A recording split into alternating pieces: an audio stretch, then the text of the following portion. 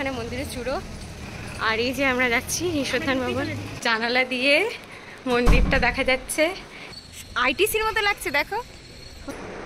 তুই ভেতরে থাকবি? আটকাবো একবার। এই না, ও যদি আটকে যায়। ঈশ্বরধান ভবন মায়াপুরে এখন মোস্ট ডিমান্ডিং ভবনগুলোর মধ্যে এটি। তাই আগে থেকে রুম বুকিং না করে গেলে স্পট বুকিংয়ে কিন্তু রুম পাওয়ার সম্ভাবনা নেই বললেই চলে। তাই কিভাবে অনলাইনে রুম বুকিং করবেন, তাছাড়া এখানে কি কি ফ্যাসিলিটিস রয়েছে তা নিয়ে আজকে আমার এই ভিডিওটি। মায়াপুরের 4 নম্বর গেট দিয়ে সোজা হাঁটতে হাঁটতে চলে যেতে পারেন ঈশ্বরধান ভবন, কিংবা আপনারা এখান থেকে টোটোও নিতে পারেন। বাইরের কোনো টোটো কিন্তু মন্দিরের মধ্যে প্রবেশ করে না। বংশী ভবনের ঠিক পাশেই এটি রয়েছে। ফাইনালি প্রচুর বৃষ্টির মধ্যে কষ্ট করে চলে এসেছি আমরা ঈশ্বরধান ভবন। চারপাশটা খুবই ভালো লাগছে। পরে প্রথমেই আপনাদেরকে চেক ইন করে নিতে হবে। তার জন্য অনলাইন বুকিংয়ের কনফার্মেশন পেজটা এখানে শো করতে হবে। আর লাগবে আইডি প্রুফ। ফ্যামিলি নিয়ে গেলে একটাতেই হবে, আর বন্ধু বান্ধব গেলে এক্সট্রা একটা দুটো লাগবে আইডি। তারপর পার্সোনাল ইনফরমেশনের জন্য ওনারা একটা ফর্ম দেবেন, সেটাকে ফিল আপ করে সমস্ত ফর্মালিটিস কমপ্লিট করে দিলেই আপনি রুমের চাবি হাতে পেয়ে যাবেন। আমাদের রুম ছিল 1414, অর্থাৎ 4th ফ্লোর। রুমগুলো কিন্তু বেশ বড় ছিল, আর তার সঙ্গে ভীষণ পরিষ্কার পরিচ্ছন্নও ছিল। আর এই বড় জানলার জন্য ওয়েল ভেন্টিলেটেডও ছিল। ছিল দুটো বেড, আর তার সঙ্গে দুটো এক্সট্রা ম্যাট্রেস আর এক্সট্রা বেডশিট, আর 4টে পিলোও ছিল। মানে 4 জন থাকার জন্য ঘরটা কিন্তু পারফেক্ট। ওয়াশরুমটাও বেশ ভালোই পরিষ্কার পরিচ্ছন্ন ছিল। মোটামুটি বড় বাথরুম, একটা আয়নাও আছে বাথরুমে, ভালো দেখতে আয়নাটা। এছাড়াও 24 আওয়ার্স গিজার এবং ড্রিঙ্কিং ওয়াটারের ব্যবস্থাও ছিল। এখানে চেয়ার টেবিল বসার সুন্দর জায়গা, কেউ কাজও করতে পারবে। রুমের মধ্যে বেশ বড় একটা আয়না ছিল, আর প্লাগিং পয়েন্টগুলোও বেশ ভালো ছিল। আর এই রুমটার বেস্ট পার্ট ছিল জানালা দিয়ে মন্দিরটা দেখা যাচ্ছে। চলুন এবার আপনাদের সাথে রুম বুকিংয়ের প্রসেসটা শেয়ার করি। প্রথমেই গুগলে গিয়ে মায়াপুর রুম বুকিং সার্চ করতে হবে। প্রথমেই ইসকন মায়াপুরের একটা ওয়েবসাইট ওপেন হবে। সেই ওয়েবসাইটটা ওপেন করার পরে আপনাদেরকে নিচের দিকে চলে যেতে হবে। ডেস্কটপ সাইট ভিউটা করলে আপনারা খুব ইজিলি কাজটা করতে পারবেন। তারপরে আপনাদেরকে কর্নারে যে বুক নাও অপশানটা আছে, ওখানে গিয়ে আপনারা ঠিক কোন ভবনে থাকতে চান সেটা ওখান থেকে সিলেক্ট করতে হবে। আমি ঈশ্বরধান ভবনটা সিলেক্ট করে এখানে দেখিয়ে দিলাম। তারপরে বুক নাও অপশানটাতে ক্লিক করতে হবে। প্রথমে এখানে রুম আনঅ্যাভেলেবেল দেখাবে, তাই আমাদেরকে মডিফাই অপশানে গিয়ে ডেট এবং বাকি ডিটেলসগুলো আপডেট করতে হবে।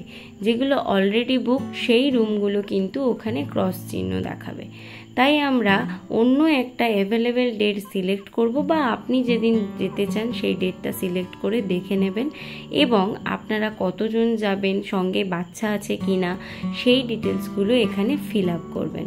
করার পরে আপডেট অপশানে গেলে আপনাদেরকে অনেকগুলো ঘরের অপশান দেখাবে। এরপর আপনারা নিজেদের বাজেট এবং প্রায়োরিটি অনুযায়ী একটা রুম সিলেক্ট করবেন।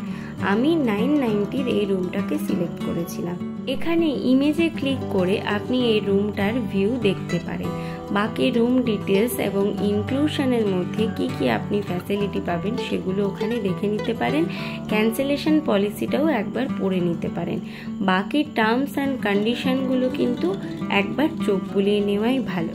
যেমন মন্দির চত্বরে ড্রিঙ্কিং, স্মোকিং বা কোনো ধরনের নন ভেজিটেরিয়ান খাবার কিন্তু একদমই নিষিদ্ধ।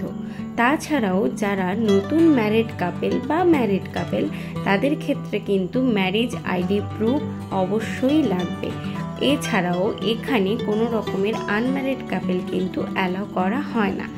বাকি যা রিফান্ড পলিসি সব কিছুই এখানে মেনশন করা রয়েছে, এবং চেক ইনের কিছু পলিসিস এখানে মেনশন করা রয়েছে, যেমন চেক ইনের টাইম, কি কি আইডি প্রুফ লাগতে পারে।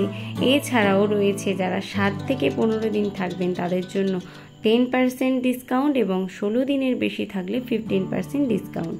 এখানে চেক আউটের টাইম কিন্তু সকাল 9টা। এই অপশানটা সিলেক্ট করার পরে আপনাদেরকে অ্যাড অপশানটা সিলেক্ট করতে হবে, তাহলেই ওই রুমটা অ্যাড হবে এবং নিচের দিকে এলে আপনারা একটা গেস্ট ডিটেলস পেয়ে যাবেন। সেখানে আপনারা আপনাদের ডিটেলস দিয়ে ফর্মটাকে ফিল আপ করবেন এবং এরপরে আপনাদের যদি কোনো স্পেশাল রিকোয়ারমেন্ট থাকে সেটাকে ওখানে মেনশন করবেন এবং তারপরে পে নাও অপশানে গিয়ে কিন্তু আপনাদের কমপ্লিটলি পে করতে হবে।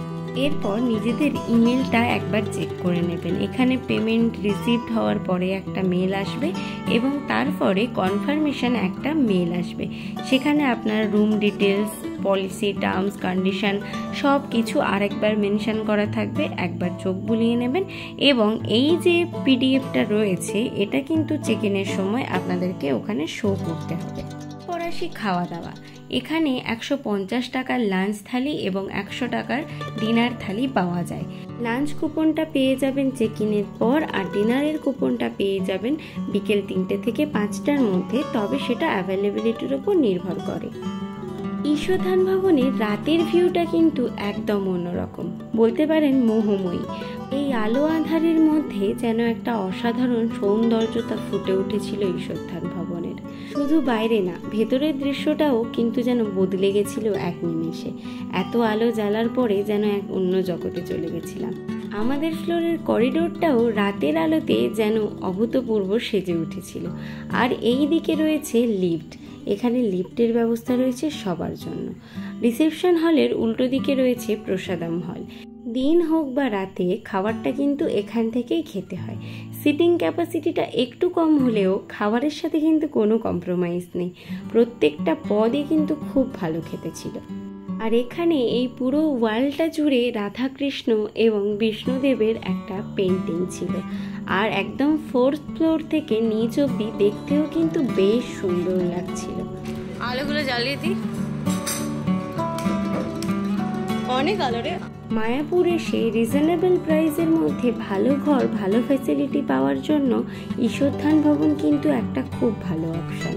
মায়াপুর বা ঈশধান ভবন সংক্রান্ত কোনো প্রশ্ন থাকলে আমাকে কমেন্ট বক্সে জানাবেন। আর আজকের ভিডিওটা ভালো লাগলে লাইক, শেয়ার করে দেবেন। আর আমার চ্যানেলে নতুন হয়ে থাকলে চ্যানেলটিকে সাবস্ক্রাইব করে দেবেন। দেখা হচ্ছে নেক্সট ভিডিওতে।